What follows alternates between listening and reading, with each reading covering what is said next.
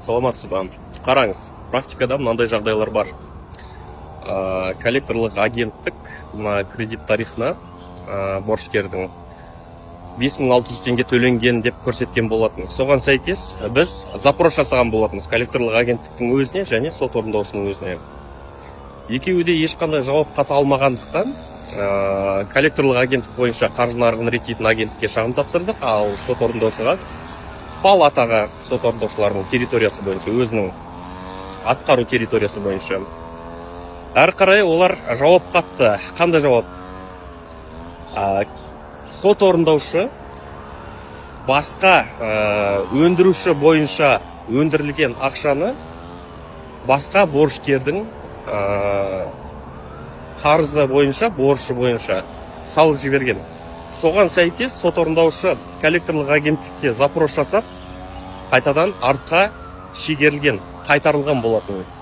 Әрі қарай кредит тарихына өзгерістер енгізілген болатын. Әрі қарай 3 айдан кейін қайта тапсырып, бүгінгі күнге бұл банкроттық жариялау рәсімі басталып кетті. Сол сияқты сіздің жағдайыңызға келетін болсақ, дәл солай запрос жасау қажет. Сот орындаушыға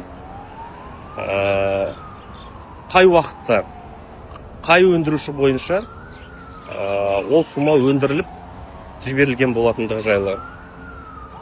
Әрі қарай кредит тарихыңызды ашатын болсаңыз, ол жерде міндетті түрде ақпарат бар.